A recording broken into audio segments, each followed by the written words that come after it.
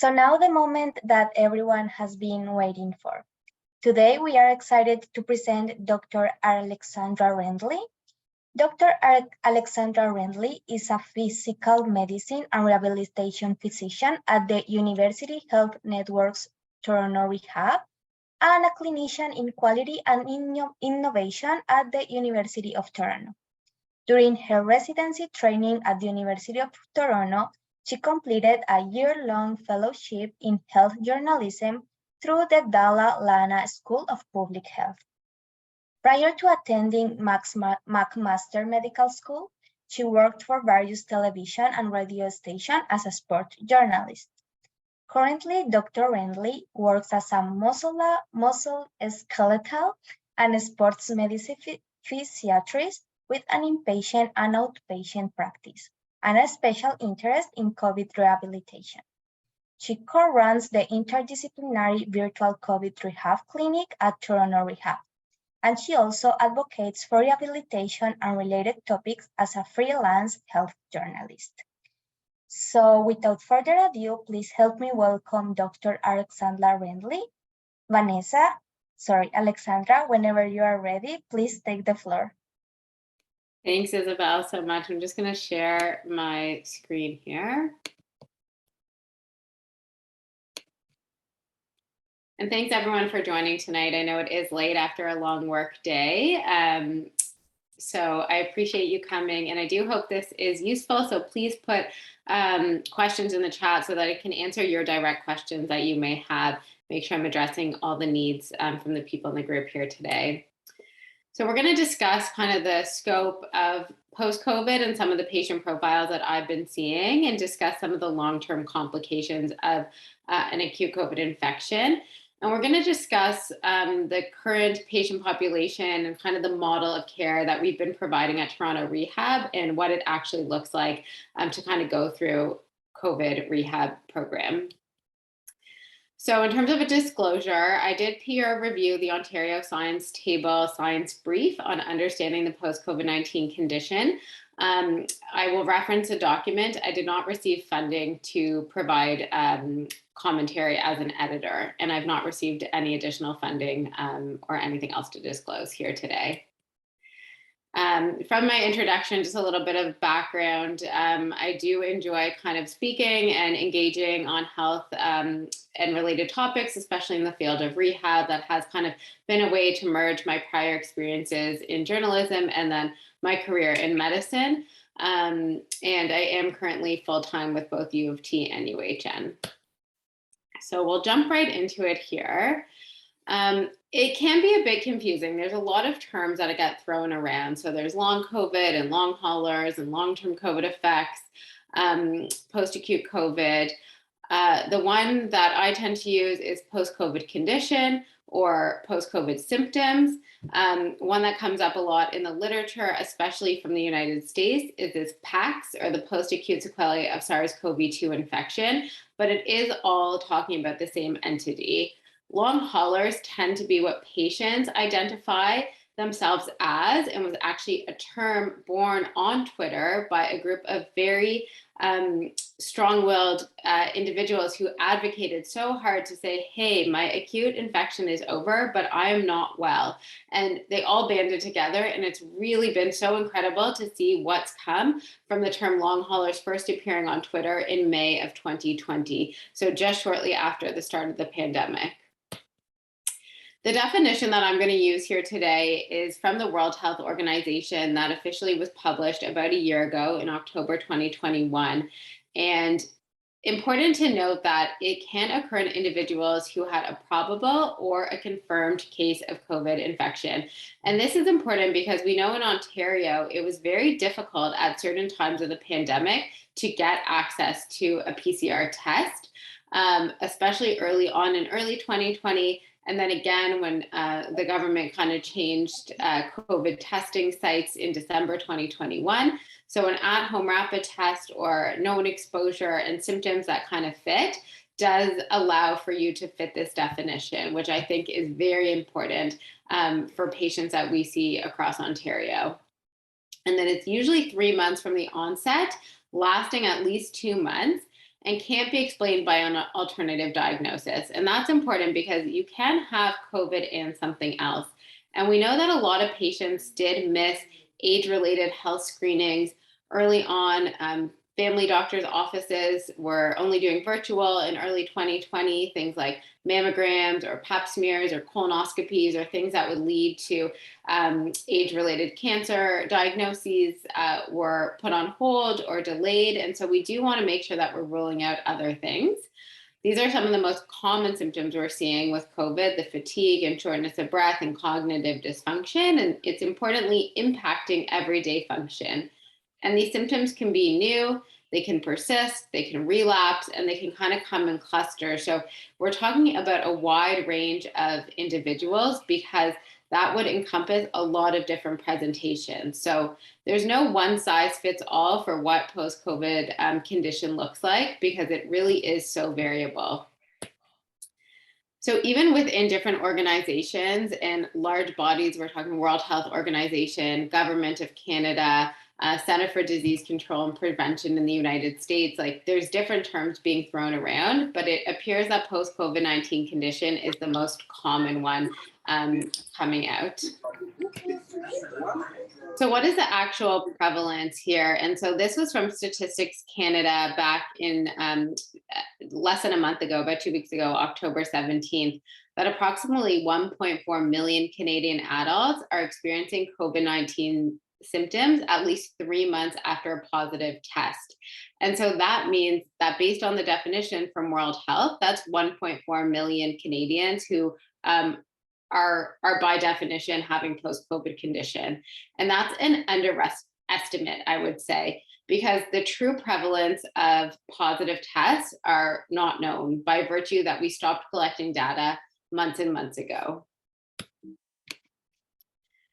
From the United States, similar data has come out. So this is from July of 2022, that about 1 in 13 adults in the United States identified as having long COVID symptoms, so lasting 3 or more months after their initial infection. So there's a lot of people that are going to need rehab and ongoing care who have had persistent effects from contracting the virus. This is another study that was done in September 2021, looking at 81 million patients, 273,000 and change survivors, and more than half had 1 or more long-term COVID symptom in kind of the 6-month period that they were looking at, including that kind of acute phase, so 0 to 3 months and 3 to 6 months. And then about half, or 36%, between 3 and 6 months. And the symptoms that they were seeing most significantly, breathing difficulties and breathlessness, generalized fatigue or just kind of malaise, feeling unwell, body aches, chest pain or sore throat, headaches, general abdominal symptoms. So that could be nausea, vomiting, or GI changes like changes to your bowel or bladder function, other pains, and changes to memory and thinking. And so this list is actually very similar to what you'll see is what we're seeing in our clinic as well. So the Ontario Science Table came out with their advisory in September of this year, so about 2 months ago now. And the percentage was actually a little bit lower in terms of who would be infected, and that was 2 to 10%. And the caveat here is that it's of vaccinated individuals and mostly infected with a contemporary variant. So that is the Omicron variants as opposed to the original variants in early 2020 or Delta. And so that does shift a little bit compared to some of the original literature that was saying it was between 10 to 15% in individuals before vaccines and were out and before the literature allowed for us to be tracking the difference between vaccinated and unvaccinated. So there does appear to be some benefit of vaccination in preventing the development of post-COVID-19 condition, which is actually very important because that is just one more reason why we are still really recommending that everyone be vaccinated and remain up to date, including with their boosters. So some of the literature behind this was a study that came out in July of this year. and it looked at healthcare workers, those that had infection and not requiring hospital, and those were vaccinated and unvaccinated. And with 2 or 3 doses of vaccine compared with no vaccine, there was associated with lower risk of long COVID prevalence. So less number of people had symptoms or diagnostic criteria for long COVID, and evidence pointing towards boosters helping to protect even better. So that was really trending in the right direction. And then a further study came out in September of this year that the risk of long COVID in people infected after 2 doses of a vaccine looked at community-based matched cohort studies. So those that had the vaccine and those that hadn't had the vaccine showed that 2+ doses of the vaccine decreased their risk of long COVID by 41%. But if you dig a little bit deeper into the literature here, there were persistent symptoms by 9.5% of those that were vaccinated and 14.6% of the unvaccinated. So it doesn't yet quite show that there's causation, but it does kind of trend towards an association. And so further studies are being done to show that there is benefit from the vaccine. And I anticipate over the next few months, this will continue to trend towards vaccines minimizing the risk of post-COVID condition, especially with 3rd and 4th doses, so more vaccines over time. So if it wasn't really already clear, this is a very big problem. In January of 2022, Brookings Metro published a report to assess the impact on the labor market, because we know that this is really affecting people of all ages and not just an older population, but really those between as early as their teens or 20s up into those in their 80s. So it can really affect our core working individuals. But they estimated that 1.6 million full-time equivalent workers could be out of work due to ongoing symptoms post-COVID, with 10.6 million unfilled jobs at the time that they did this study. And so long COVID was potentially accounting for 15% of the labor shortage. So anything that we can do to minimize our risk of having patients have ongoing symptoms or post-COVID condition is going to be very important. And so the first best thing is to try and avoid getting COVID in the first place. So what are the symptoms that we're seeing?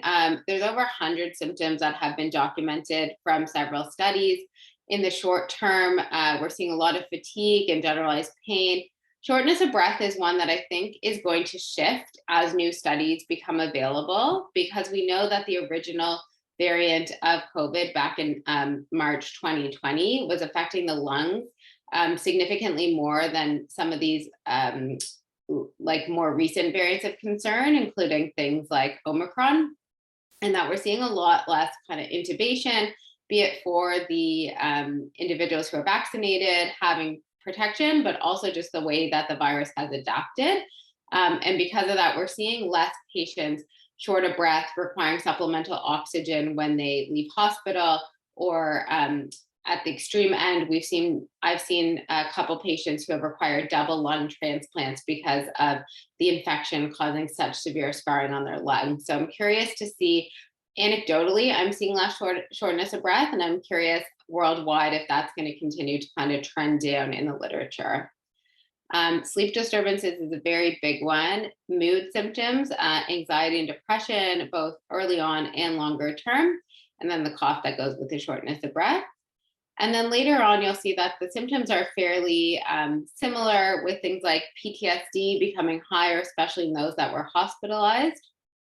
And then the hair loss, again, was something that was seen earlier on, and this study was done fairly early in 2021. This is a very busy slide with a lot of medical terms, but it really is just to show that COVID is a widespread multi-system inflammatory condition that is affecting every part of the body. So the brain, the blood vessels, the lungs and breathing structures, the heart, the vasculature. We know that there's damage to the vessels themselves, which is changing blood systems and making individuals more prone to clotting from the disease itself. It can affect the kidneys, the GI tract, so your stomach and intestines, the bones and muscles or your musculoskeletal system, and the skin. So acutely, early on, it can affect all these systems. And then on the other side here, you can see how over time, those initial symptoms then change to kind of long-term symptoms. I'm very curious to see where the research is going to go in terms of why some individuals have one symptom that predominates and then a few that linger, or others that have 10 symptoms and they all predominate or fluctuate with time. It's very interesting why some people flare in one way and others don't. So I think that's where research is going to take us, and see how we can kind of predict which system might be affected per individual. And again, the science table does also point to more than 100 symptoms having been reported. And I really liked this chart that they posted. It just gives a good representation, because this is from several studies all pooled together. And the overwhelming majority of studies show that more than 30% of individuals have fatigue, which is very similar to what I'm seeing in my clinic. A large proportion are having changes to their mood with new diagnoses of anxiety or depression. Sleep disorders, which is a very big one, and then the shortness of breath. So as you can see in all the literature that was pooled as of September 2022 for this science table brief, very similar to what was being shown early on in 2021 from that other study that I put up. And then 5 to 15% is kind of this other smattering of symptoms, with changes to memory or thinking, dizziness, headaches, changes to taste or smell or vision. So really all systems and symptoms can be present. The US, through the American Academy of Neurology, declared in July 2022 that long COVID is now the third leading neurological disorder.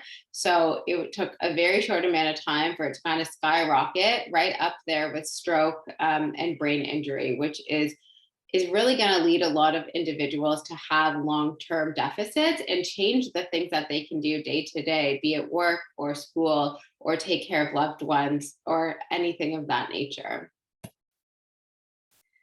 So a little bit about the patients that we're seeing. So when we think about our patient profiles, we think about individuals that were mild cases of acute infection. So that is the overwhelming majority of individuals. They tested positive on a rapid test at home or had a PCR test, had a few days where they felt unwell, did not require hospitalization, no oxygen or specific treatment, might have had a follow-up with their family doctor, but didn't really need a specialist, and presented with a whole range of symptoms in keeping what we've already talked about, but haven't yet returned to how they were doing before. So the things that we're going to delve into them in kind of the rehab setting will be from an outpatient perspective. So either a virtual clinic like our one at UHN, or some inpatient clinics that have been set up now across Ontario. And we'll create an individualized exercise prescription or plan for that individual based on the tests that we do with them. So their strength, their mobility, their balance, range of motion. We'll provide self-management strategies. So we know from literature in other realms, like the chronic pain literature, that self-management, so patients taking control of their symptoms, being taught what to do, but implementing it on their own, as opposed to other people doing things to them or for them. So that more active rehab strategy is going to be one of the most beneficial ways that we can help kind of manage symptoms over time. And then we teach things like pacing and energy conservation, and we'll get into that a little bit after. And sometimes they also need some counseling or psychological support because of the anxiety, depression, or change to their mood or memory that have occurred. A smaller proportion are the moderate individuals, so those that were hospitalized but did not require an ICU admission, so less unwell but still required hospital. They present similar to the mild individuals, but have more severe disability and often had underlying conditions. So might have had a prior cancer diagnosis, might be geriatric or elderly, where they just have multiple medical comorbidities like diabetes, high blood pressure. They might be overweight or have kidney dysfunction. And these things compound together with an acute COVID infection. And so some of these individuals might actually need an inpatient rehab stay before they transition to outpatient or before they can go home from hospital. And some can be discharged home and then treated as part of our outpatient program. And then with the severe individuals, so those that were in the ICU, might have acute respiratory distress syndrome. So individuals you saw on the news back in early 2020, ventilated and really with a lot of lines and tubes coming through them, have some really severe findings. So very severe breathing issues, a lot of changes to their nerves and muscles, how their heart is working. We know with prolonged intubation or times that they might have been unconscious can lead to what we call anoxic brain injury, or not enough blood flow or oxygen getting to the brain. And because COVID itself is inflammatory and what we call hypercoagulable, or makes the blood a bit more sticky and less smooth, it can lead to COVID-related strokes that we have seen. And so these individuals might need stroke-specific rehab, brain injury-specific rehab, and often do require a prolonged inpatient rehab admission before they're discharged back home. So you can see the kind of wide variety of patients that present, all having the same infection. And at this point, kind of predicting who's going to land where is very tricky. So what are the rehab services that are required? So just some literature. This isn't just me as a rehab doctor being so like pro rehab. There's some great research that was done starting all the way back in early 2022. And I really applaud anyone who was right in there at the very beginning, getting research studies together to kind of help guide this out like from nowhere. So to all the researchers, congratulations. But this was a study that was done here and combined with some other studies across the world, that basically rehab is recognized as a pivotal aspect of both acute COVID and as the journey continues. And rehab does improve functional capacity, so helps people improve their function, what they can do day to day, and their quality of life, and helps address the effects of deconditioning. So when you lose muscle mass and you lose ability to walk and talk and speak and swallow from a long hospital admission, and can help alleviate stress by helping patients with support through the recovery process. One line that has always really stood out for me from this article was that rehab has been described as a necessity and a right in the context of the pandemic. So if you are someone who has been suffering and you haven't been able to turn anywhere, there are programs that are available across Ontario from a COVID rehab perspective. And we really do need to have more government funding and be able to open more programs, because as we went through the data at the beginning, it is going to affect a lot of people. And this scoping review looked at 139 articles from the emerging body of literature back in early 2021, just reiterating the important role that rehab plays in addressing the pandemic and helping to improve function and quality of life, and should really be interdisciplinary. So that means physicians like myself as a rehab specialist, nursing staff, physiotherapists, occupational therapists, speech and language pathologists, social workers, spiritual care, dietitians. Like, it's a big team that needs to be involved from the beginning through the continuum. So I'm going to talk a little bit about our program. So this is me during one of our virtual assessments, and kind of show you what we're seeing and who's come through and how we've been treating them. So just a bit of a background. In early May 2020, UHN had a assessment center that was doing PCR testing, and emerge doctors would follow up with these patients to see how they were when the numbers were still quite small.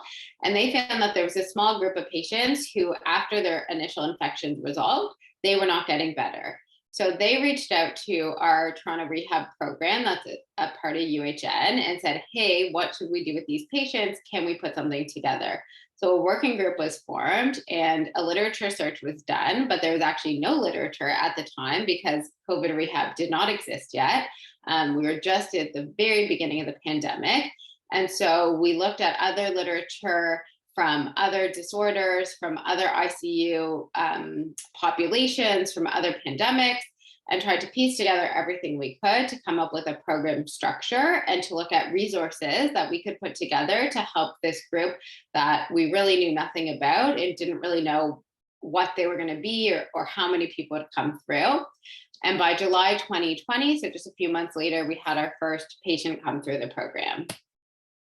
So what happens is they join virtually, and we have, initially that was because of lockdown and we couldn't do outpatient programs. And we've actually continued with it because we got a lot of really good feedback that patients don't like coming to hospital and parking and waiting and joining the program and then having to get back home. It takes a lot of energy in a population that's already very fatigued. So we have continued with the virtual model. However, we do know that some individuals don't have access to computers or smartphones or internet connection. So we've created a hybrid model where there's an opportunity to come in person if you would prefer, or if that is feasible for you, and then virtual for those that prefer that. And so myself as a physiatrist and one other physiatrist co-run the program. And we also have a geriatrician who has a special interest in geriatric rehab, who sees some of our 65 plus patients. And so the physician plus the occupational therapist and the physiotherapist join together to do a group assessment so that we can all hear the patient's medical history and journey to that point together and really get a sense of what is preventing them from doing the things that they want to do and how can we create a kind of comprehensive and personalized rehab plan and program for this patient. We do have access to a speech language pathologist as required, who sees a small subset of our patients, as well as a social worker who sees almost 30% of our patients. So up until, I believe the status from the summer, so around August 2022, we've had 131 patients come through our program, with 115 of them being discharged, so completed the program, and 16 that were still active at that time. That's a little bit higher now.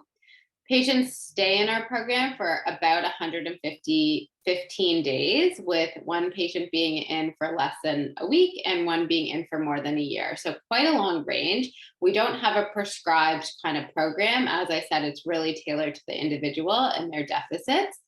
And they see physiotherapy on average for 6 sessions, occupational therapy on average for 6 sessions.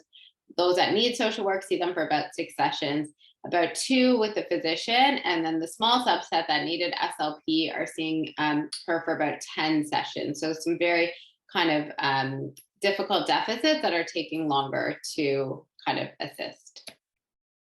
And so who are we seeing? We're seeing about 60% are female and 40% are male.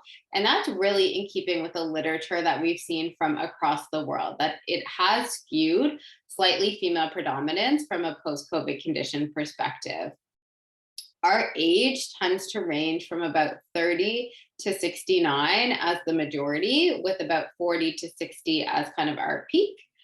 And if you see on the right here, about 50% of our patients were admitted to acute care and 38% had ICU stays. This is not in keeping with the literature. This is mainly because I work on the inpatient COVID rehab board as well. And then I transition patients into our outpatient program and continue with them as continuity of care as their physician. So I'd say that skews very high hospital to non-hospital compared to the general public and what you would see from some other studies. We look at things like fatigue. So how much is fatigue impacting them? We do a form called the SF-36, which is a measure of quality of life. So how much is it affecting them and their quality and day-to-day function? and impacting them, and then an impact of event scale. So how much has COVID impacted them? And then from a physical perspective, we do something called the 30-second sit to stand test. And this just tries to look at some of the most common symptoms that we're seeing, and not just anecdotally saying that, yes, I saw them at the beginning as the physician and I see them at the end of the program and they're doing better. We wanted to actually track meaningful change. And so we have seen, and I don't need to go through it in detail, but really that the fatigue scores are going down, and the impact is going down. So they're less fatigued, and the event of COVID impacts them less from the beginning of the program to the end of the program. So there is improvement in fatigue and how well they're able to now kind of cope with this. And 30 seconds sit to stand means that they can do more in 30 seconds. So their function and strength and speed is improving. So we've had very good success, not just anecdotally, but through our measures of our program. And then SF36 is the quality of life measures. And again, this is too hard to read individually, but basically the trend is everything is going upwards, meaning that individuals feel like their quality of life from an emotional perspective, an energy perspective, a pain perspective, a health perspective has all been trending up. So it has all been improving. And so when we meet our patients for the first time, as I said, with over 100 symptoms, it's very hard to sometimes keep track of everything that's been going on. So we look at it kind of by system. Their musculoskeletal or kind of bones and joints, cardiopulmonary, heart and lungs, neurologic, so kind of brain, thinking processes, and then the small nerves like balance or nerve pain, and then psychosocial, so changes to mood or function, confidence, things like that. And that way we can kind of group it and make sure we're tailoring the rehab to their few specific kind of bigger areas of concern. And so what we're seeing is that about 80% of individuals are having overwhelming fatigue, that really just their energy is not there. They can't get back to doing the things they want to be doing because they are just so tired. And with this comes extreme activity intolerance. So hand in hand, you don't have energy and then you can't do the things you want to do. Shortness of breath is a fairly big one. Again, I'm curious to see if that's going to change with time, but it's still prevalent in the patients that have been through our program to date. And then joint pain in about 50%. That could be one or more joints, like a shoulder pain or back pain, or kind of just all over muscle pains. Brain changes, changes to memory or thinking. We're seeing things like attention difficulty. It's hard to follow a storyline in a movie. It's hard to read a book. And with memory, people are having a lot of word finding difficulty. So not so much they can't remember like major events, it's more that kind of short-term or immediate memory issues. And then, as I mentioned, the mental health symptoms are a very big one in more than half of our patients. And then the bottom row is just some of the others, so kind of muscle atrophy or deconditioning, especially in the post-ICU patients, neuropathy, which is like nerve pain that patients are having. And initially, we were seeing a lot more cardiac issues like high heart rates and some changes to blood pressure, but that seems to be coming down as well with the newer variants. This is very summer from, that was our cohort that we're seeing here in Toronto. And this was from a Greek study that was done in the summer of 2022. And they're seeing very similar situation. Fatigue is the number one symptom that they're seeing, changes to memory and thinking, mood changes, shortness of breath, and some heart palpitations. So it does seem to be similar, as well as they had a higher prevalence of females, as we do in our cohort. So what does the COVID program look like? As I said, it's individualized to each patient. There are some really great resources available. So on the right here, this is one that is from a free website called World Physio.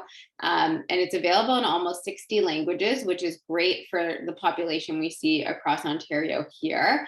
But it talks about rehab of long COVID and how to use things like pacing, which is making sure you're parceling your energy into small tasks to make sure you can kind of plan for and do the things you need to do each day. And we're really trying to look at what each person's kind of deficits are, how's it affecting their function and quality of life and day-to-day activities, and how can we help them return to those tasks. And that can be a multitude of kind of treatment strategies. So energy conservation, which goes with the pacing and fatigue management, breathing exercises for those with some breathing difficulties, individualized exercise plans. And we know that exercise has been kind of a big topic in the news because some individuals meet a secondary criteria called post-exertional malaise, where exercise can flare symptoms. Not every patient with post-COVID syndrome or post-COVID condition will have post-exertional malaise. So we're very cautious about how we screen for their symptoms and then tailor exercise plans for those that it is appropriate for. Cognitive or brain thinking strategies. So we borrow from our stroke and our brain injury colleagues that have some really good, well-studied evidence-based strategies for memory and thinking changes. Coping strategies. We really want to help you kind of manage how you're feeling, because it is a lot to deal with, this kind of loss of self and change in function. We give a lot of education as well as some reassurance. So we go through other testing that might have been done or normal testing. And we recognize that a lot of patients have had a lot of tests that come back normal, but they are not feeling like themselves. And so that doesn't mean that we don't believe you or that these symptoms aren't real, but we need to look at them from a different perspective or lens. And so we help kind of put that together for that person's symptoms. We do some mindfulness or CBT, especially in those with mental health changes. We talk a lot about sleep hygiene and sleep optimization, because we know that poor sleep can make mood symptoms worse, can make pain worse, can make wanting to get up and do things a lot worse, really limits energy and makes fatigue even worse. So that's a big thing we talk about. And then return to work and community planning as necessary.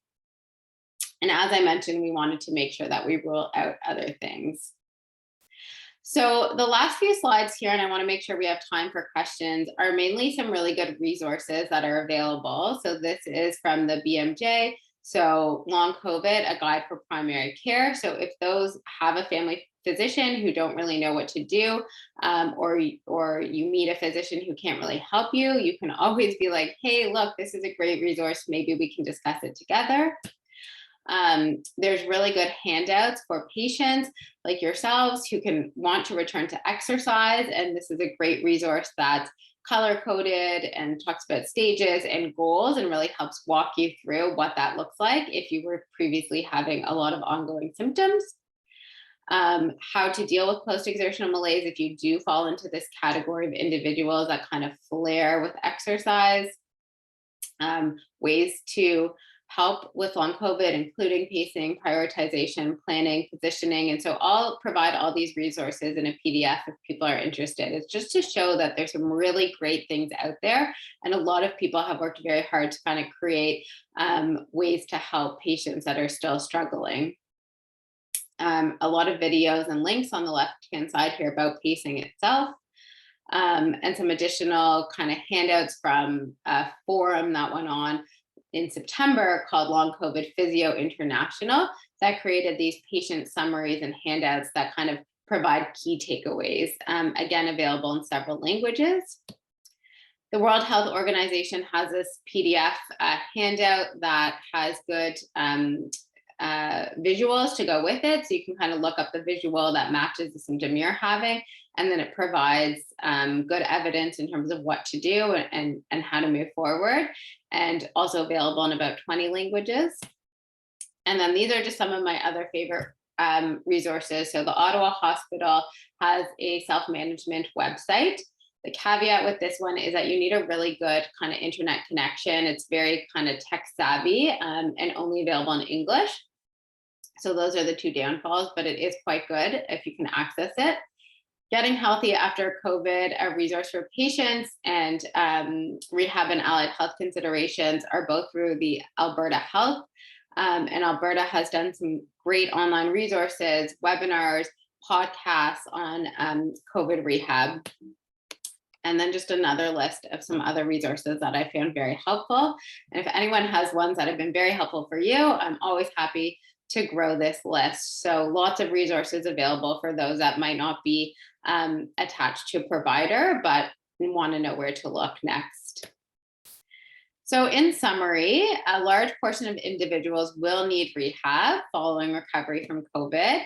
And that does require kind of an individualized approach because your specific needs and rehab goals might be different than someone else's, but you want to take into account the physical, the cognitive, and the psychosocial. And we've really just taken and borrowed tools from other toolboxes, from stroke and brain injury and chronic pain and MS, and kind of created this new toolbox.